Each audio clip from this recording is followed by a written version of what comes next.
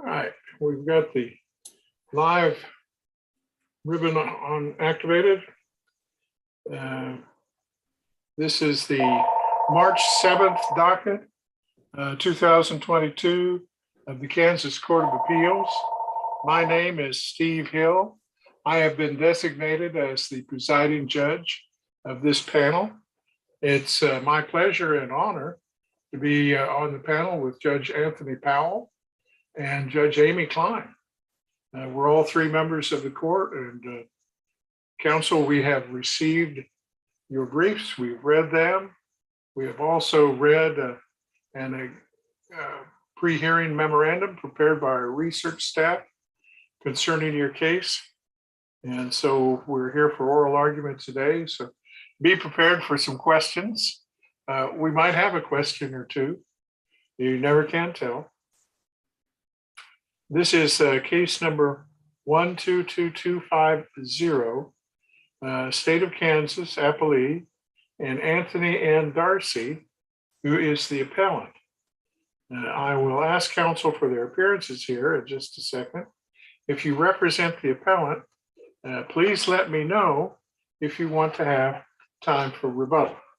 So we'll proceed with the appearances. Counsel? May it please the court, Corinne Gunning of the Appellate Defender Office is appearing on behalf of appellant Anthony Darcy. And Your Honor, I would like to request 2 minutes for rebuttal, please. 2 minutes, you've got. May it please the court, the state appears by Assistant Solicitor General Natalie Chalmers.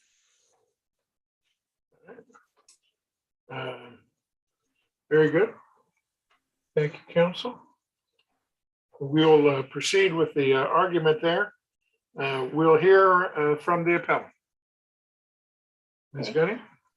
Good afternoon, Your Honors. In this case, I am prepared to discuss any and all issues in the brief, but unless the court directs otherwise, I'd like to focus on the first two issues in the brief because I believe that they are intertwined.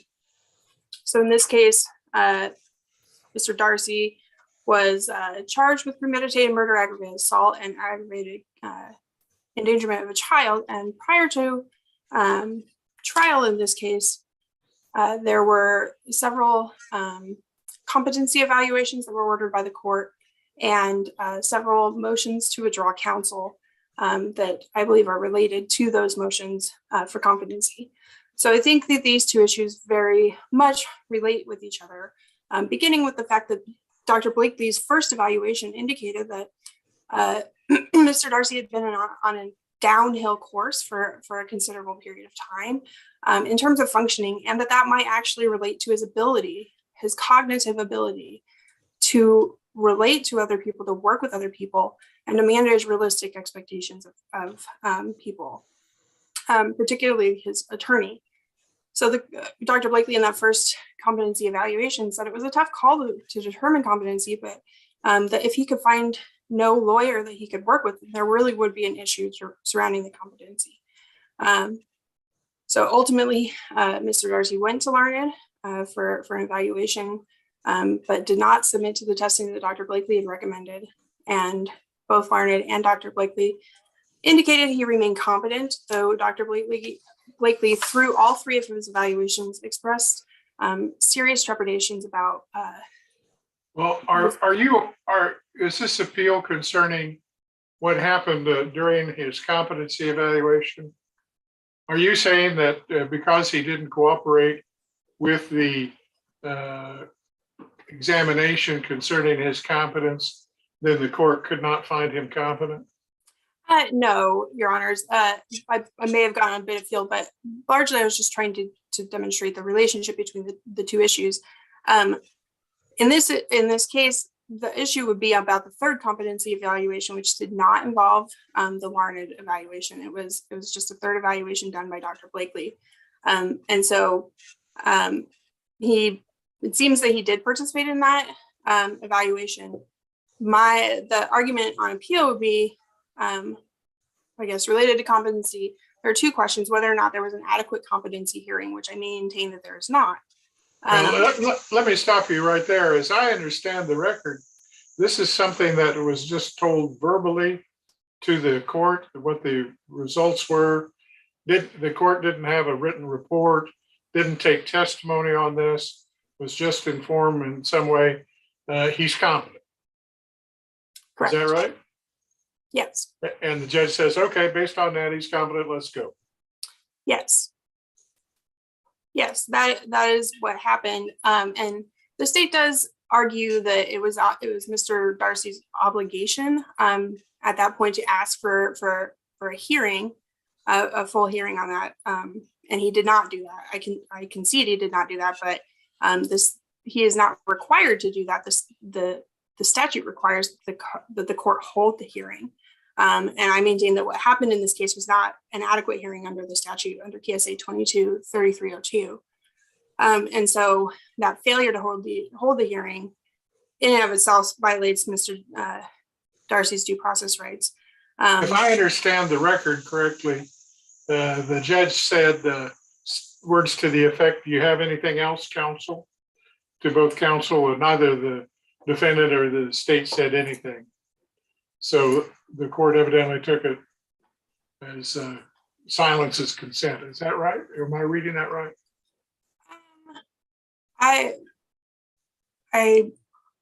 suppose the court, my interpretation of how the record reads is that the court says, I have this evaluation. I don't have it written, but I've been told he's competent, but he has memory issues. So he hasn't been found incompetent. We're ready to go for jury trial, and then just moves on.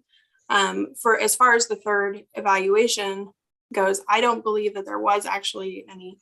Is there anything else the counsel wants to say? Really, any opportunity? It was just he hasn't been found incompetent, so we're going to move on.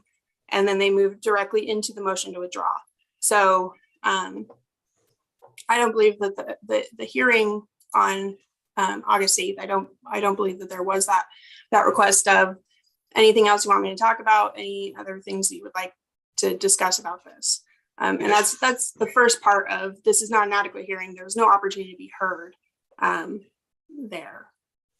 Ms. Gunning, let's say we agree with you that the district court didn't grant your client an adequate hearing on his competency. What's our response to that? How should we handle this appeal, given it seems to me that if we assume for the sake of argument that your client was incompetent, I'm assuming that none of the other issues matters, if that's true, right? So how do we deal with that particular question as opposed to the others? As far as the procedural question about whether or not there was an adequate hearing, as the state suggested, this court could order a partial remand for a determination of whether or not a retrospective competency hearing one is feasible, and then if it is feasible, to be held. And so the court could retain the remainder of the appeal and remand for that individual question to be answered by the court. And I believe the state mentioned that as a possible remedy, and I believe that is appropriate if this court believes that the procedural question itself Thank you. is problematic. To the extent that this court, you would agree with that procedure then? I believe that the law does say that is the procedure. Yes. Okay. And in the event that it's remanded and the court finds him to be incompetent, the remainder of the appeal, I believe at that point is moot. Because I believe everything should go away if the court says, all right, on second look, it does seem he was not competent to stand trial at that point. So as far as the procedural question, I think that's appropriate. And that there wasn't an adequate hearing, no opportunity to be heard. I don't think the court followed the statute at all. I also disagree with the court's finding, really because there wasn't any evidence, frankly, that this court can look at to determine whether or not there was substantial competent evidence to support their finding that he is competent. The court hadn't even seen the evaluation. The court didn't rely on the evaluation beyond the statements of the verbal statements, apparently from Dr. Blakely.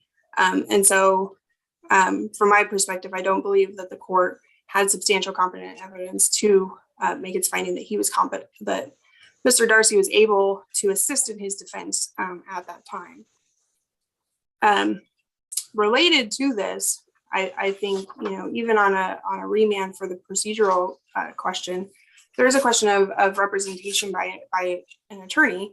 And in this case, Mr. Darcy went through 2 attorneys and ultimately ended up with Napoleon Cruz with an admonition that he would no longer be able to withdraw any of the attorneys. He was stuck with Mr. Cruz.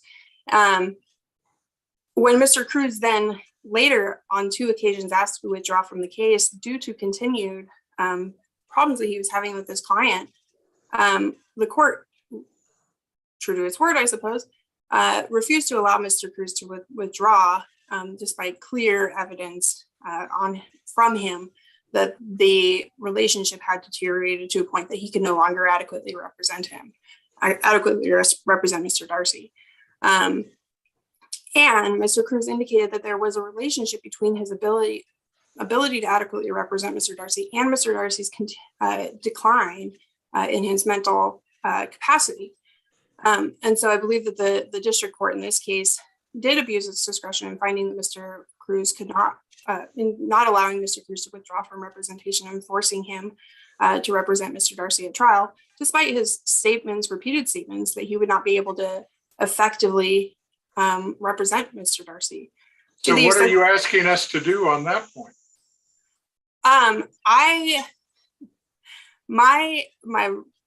The remedy for that would be to reverse the convictions and remand for new trial with conflict-free counsel, because the justifiable dissatisfaction in this case that Mr. Cruz demonstrated amounted to a conflict. I don't believe that we need to prove that there was actual prejudice in this case, and it should not be looking at what actually happened at trial. It would be based on what happened beforehand and the information that the court had when they denied the motion. Counsel, where do you stop on this? I mean, when you have a defendant that just refuses to cooperate with his court-appointed counsel and just continues to yell at them and proceed along those lines, do you never try him then? Is his behavior such that the court's hands are tied, that he can't be prosecuted because we can't appoint him an attorney? I don't think that is the answer I'm calling for in this case. Again, because of the interrelated nature between Mr. Darcy's mental illness, I think demonstrated mental illness problems, and the decline that happens in his relationship with Mr. Cruz particularly. I don't think it's that, well, he's not going to work with anybody. The court in this case didn't even really go into what was the problem with the first attorneys. And then when Mr. Cruz gave significant information about frankly, the abuse that he'd been suffering from his client, to force him to go to trial, I don't think is appropriate, but I also don't think that the court is in the position where they have to say, nobody's going to be able to represent you. And again, if we get into the fact that nobody's going to be able to represent you because you get upset because you can't remember what your attorney tells you, then we have that interplay between the mental health aspect and the attorney representation, which is why I say that these two are intertwined, is that if your mental health is such that you cannot effectively communicate and work with an attorney, as Dr. Blakely said, well, then maybe we have some competency questions, because that demonstrates that you're not able to assist in your defense.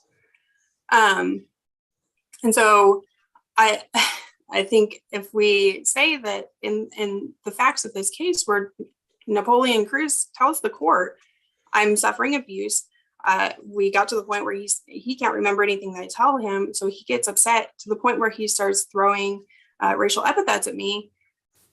This is not a good relationship. This is not a case that I want to try. It's not a case I'm going to work hard to try. To tell attorneys in that situation, well, you have to do it because of a variety of other things. You have to do it, and he's stuck with you. I don't think that's a good message to send to the attorneys either. So Counsel, you're approaching your rebuttal time. Okay. So I understand the concern about, unable to work with any attorney, but I don't think that that's the case in with these sets of facts. So I would just ask this court would remand either for the retrospective competency evaluation or for new trial with conflict-free counsel. All right, very good. Thank you, counsel. We'll hear from the state. Thank you, Your Honors. On the first issue, well, in both issues, the state fundamentally reads the record differently than defendant. But on the first issue, he didn't preserve any attempt to get a competency hearing. He was asked immediately from the judge prior to the motion to withdraw, is there anything else we need to go over today? Then after the motion to withdraw was denied, the court twice asked, is there anything else we need to do? At no point does Darcy ask for actual hearing. It appears that what happened here is the district court just forgot the magical words. Do you stipulate to the competency report? Well, wait a minute. Let me just stop you right there. As a decision maker, how could the court evaluate and weigh the evidence of this report if all it has received is simply a verbal statement that the evaluator thinks the man is competent? I mean, can you weigh the evidence without having read the report, considered it? Absolutely. I think it's actually somewhat common that they hear the written, or they don't read the entire report necessarily. What they're looking for is the medical doctor's opinion. Is this man competent? The doctor's opinion is yes. So why isn't that? That is absolutely substantial competent evidence to support the district court's decision that this defendant is competent. I don't think anything else is needed. So I would absolutely say yes. Most likely, they just need to wait a few more days to actually have the report admitted into evidence. It's in the court file. It's in this record on appeal. It says he's competent. That's all you need is substantial competent evidence. The district court isn't going to sit there and reweigh that testimony unless the defendant is going to find another expert essentially to refute it. And there's no indication here that that was ever going to happen. So I strongly am asserting that this isn't preserved. You don't have to reach an issue just because they raised it. Here, if he had wanted this issue to go forward, he needed to preserve it for the purpose of the appellate record and say, hey, I want the hearing, and maybe find another expert to attempt to refute Dr. Blakely's assertion that his client was in fact competent, or something else. But here we're remanding, and fine, the remedy would be a remand, but it's a waste of time. Now, listen, let me ask you about that because I'm intrigued. In fact, wasn't it the state that suggested a limited remand for this purpose? Is that correct? If this court is unwilling to say it's not preserved and wants to say that the fact that he had ample opportunity to have a hearing and didn't do it is a due process violation, and wants to find I don't actually think that's a due process violation either. He had the chance to have the hearing, he didn't do it. That's not a violation of his due process rights. But if this court is concerned about it, and I am unconvincing on both of those arguments, then yes, absolutely. You could have a limited remand to determine a retrospective competency hearing where we look at Dr. Blakely's report that says he's competent, and then he's found competent and we come back up. Is essentially how I assume that will happen, but you can have a competency hearing. Has that been done before? Are there any reported cases? There are, I don't know if there's reported cases on having an agreed upon remand to determine that issue before you reach other issues.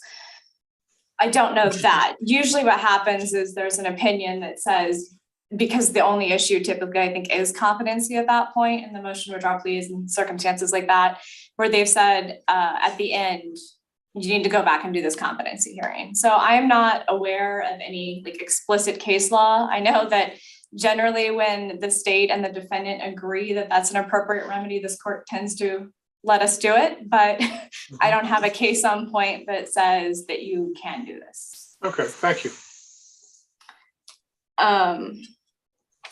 As to the second issue, I think that one of the fundamental disagreements the state and Darcy have is whether or not he actually has memory issues that are causing his problems, or whether or not he is just a defiant and difficult human being. I think the Larned report reflects that he is a defiant and difficult human being. He is purposely choosing not to work with counsel. He didn't work with the first two counsel he had. He didn't work with the third counsel he had. Mr. Cruz was appointed. Yet again, he refused to work with Mr. Cruz. Mr. Cruz was appointed after the judge specifically told him with Donna Asher, this third or second, depending on how you count, counsel that got withdrawn because Mr. Darcy was being difficult. You will not get another attorney. You have to work with your attorneys. Do you understand?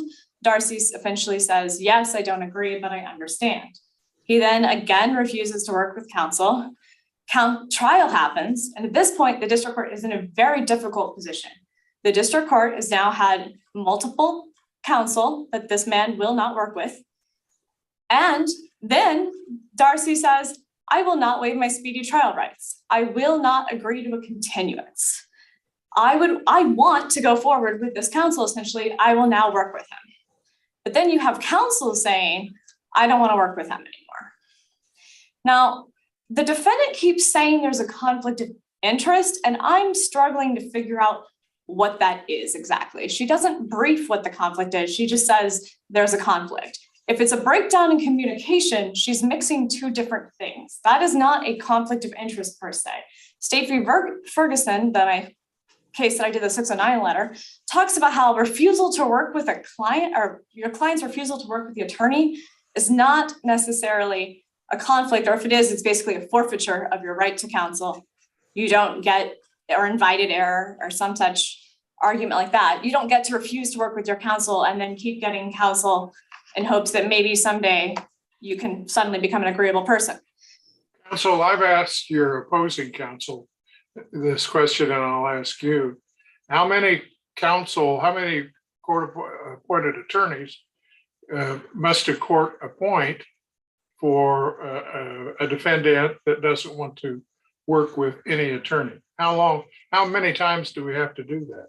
I don't think there's a magical number, but I think here in this case, in these circumstances, with the district court's decision that this man was going to keep refusing to work with counsel if he got new counsel, that was a reasonable decision. It was supported by the facts of this case. So I don't see the abuse of discretion in this case. As for the conflict of interest, I don't think I don't like my client can be a viable conflict of interest in defense work. Or I don't know how, for many defendants committing very heinous crimes that may not be likable, especially if there's difficult to work with, as Mr. Darcy is, they're ever going to get a trial.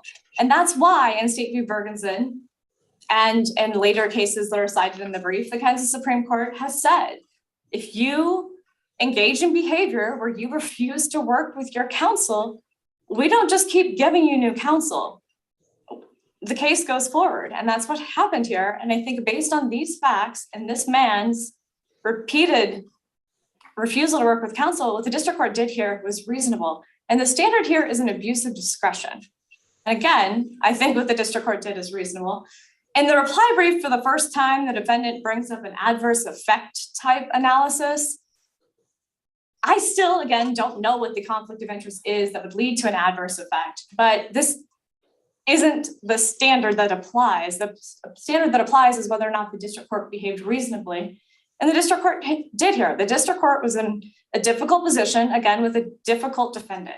And the court did, it carried through its promise, as Darcy previously stated, and said, you can't just keep getting new counsel, go forward. And then I think the trial itself in this case establishes those two were able to communicate. You cannot put on the self-defense that this was used in this trial, and the questions and the other largely irrelevant character witness that was presented here that I know that I call it largely irrelevant, but Darcy apparently thinks it's relevant since his entire opening of his brief is based on that same testimony.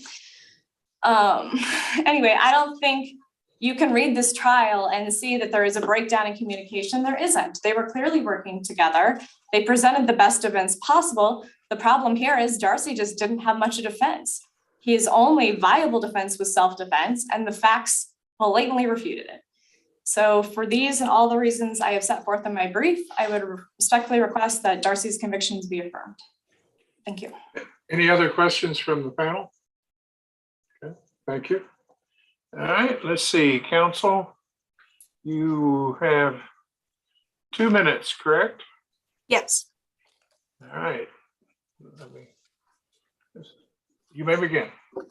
I would like to first start with the statement that the competency question is not preserved.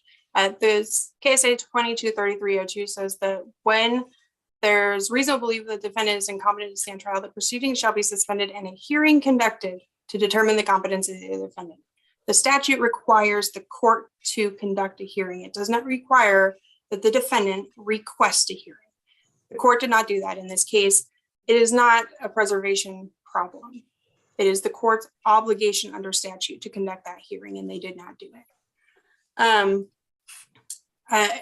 Counsel is correct that we definitely appear to have a significant disagreement about the conflict problem. One, counsel in this case is the one who had the problem. Counsel was not simply dealing with a client that they do not like.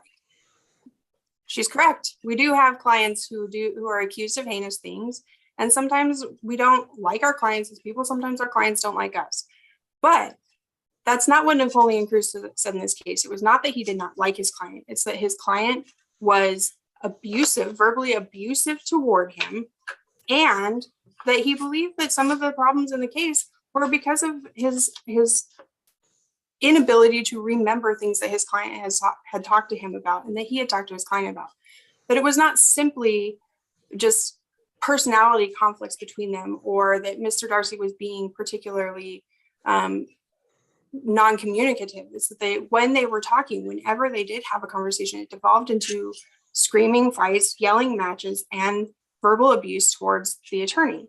It was not simply that there was this refusal to speak to him. It was an abusive relationship, and the attorney was seeking to leave that abusive relationship because he could not provide the constitutionally mandated assistance within that relationship. And that is the question in this case is at the time that he asked to withdraw, he said he could not provide that assistance. It's not how this is, bringing up the question of what the effects test, I guess, as counsel referred to it. But how you evaluate this is not determined on whether or not he was prejudiced at trial, if he actually got real, appropriate representation at trial. It's at the time that the motion was denied, was the representation affected by this conflict? And I use the word conflict because that's something that's discussed under justifiable satisfaction. You have the actual conflict, but it's also a irreconcilable conflict. And that's what happened. Yeah, okay. Your time's expired, counsel. Okay. So that's what happened in this case. And I believe that there was a conflict that requires remand for a new trial with conflict-free counsel. Very good. Thank you, counsel. Very interesting arguments. Was there any other questions from the panel? Yeah. We'll adjourn this case then and take the matter under advisement and issue our decision as soon as we can. Thank you very much for interesting oral argument.